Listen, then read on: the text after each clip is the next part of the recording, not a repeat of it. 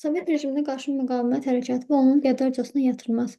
Ümumiyyətlə, bu dövrdə Sovet rejimi çox sərt şəkildə həyata keçirilirdi. Qeyd etmişdik ki, ziyalıları öldürürdülər, keçmiş xalq cümhuriyyətinin üzvlərini, nümayəndələrini öldürürdülər.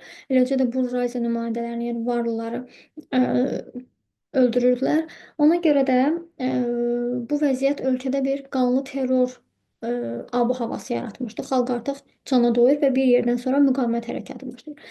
Azərbaycan SSR-də terroru həyata keçirən əsas təşkilat Fövqəladə Komissiya idi. Yəni bu işlə məşğul olan Fövqəladə Komissiya idi. Necə ki Almaniyada gizli Gestapo polisi yaradılmışdı. Burada da bu terroru həyata keçirmək üçün fövqəladə komissiya yaradılmışdı. Və xalq arasında fövqəladə komissiya ÇK, onun üzvləri isə çekistlər adlandırılırdı və bu işə o baxırdı. Yəni xalq terror törədilməsi, güllələnmə, öldürülmə bu məsələlərə fövqəladə komissiya baxırdı.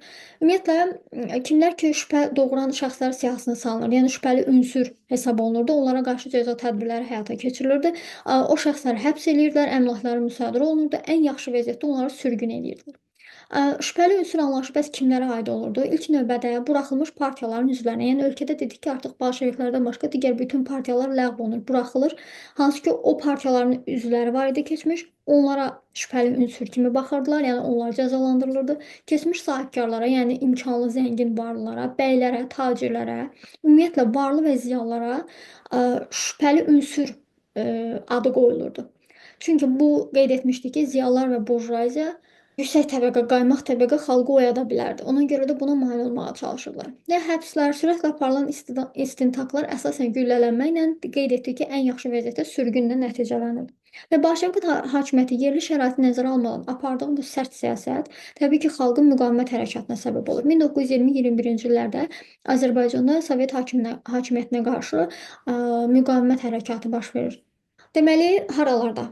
Gəncə, Qarabağ, Zaqatala, Şəki, Şəmkir, Lənkəranda keçmiş milli ordunun hissələri və yerli əhali antisovet çıxışları həyata keçirir. Yəni milli ordu hissələri üsyanları qaldırırdı, yerli əhali də onlara qoşulurdu. 1920-ci il may ayının sonunda Gəncədə, iyun ayının əvvəlində Qarabağda keçmiş milli ordu hissələri üsyan qaldırırlar və bu üsyana ə, Azərbaycanın digər bölgələrindən olan əhali də qoşulur. Çünki onlar rus əsgərlərinin özbaşınalığından artıq cana gəlmişdi. Bir tərəfdən burada Rusiyada həyata keçirilən o hərbi kommunizm siyasəti həyata keçirilirdi. Kəndlərin maddi vəziyyəti yaxşı deyildi. Ona görə də xalq da bu üsyançılara qoşulurdu. Amma burada 11-ci Qırmızı Ordunun bölmələri yerləşdirilmişdi ki, yəni Rusiyanın ordusu idi 11-ci Qırmızı Ordu, yəni Sovet ordusu və bu 11-ci Qırmızı Ordunun bölmələri, cəza orqanları buradakı üsyanları qəddarcasına yatırırdı. Üsyanı qaldırmış vətənpərvərlərə divan tutulur, güllələnir və şəhər kəndlər qarət olunurdu. Məsələn, Gəncə üsyanı vaxtı Rus bolşevik ordusu həmin bu üsyanı qaldıran hərbiçilərlə yanaşı yerli əhaliyə də dinc sakinlərə də yəni divan tutmuşdu. Qırmızı Ordunun idarəçiliyində xeyli sayda bolşevik libasına bürünmüş erməni daşnaqları var idi. Yəni adı bolşevik idi, amma onlar bolşevik bilirsiniz ruslardı. Amma bu bolşeviklər ermənilər idi və ermənilərin burada olması, yəni Qırmızı Orduda olması Azərbaycana qarşı terrorun genişlənməsinə səbəb olurdu. Erməni harda varsa, Azərbaycanlılara qarşı orada mütləq qəddarlıq var idi.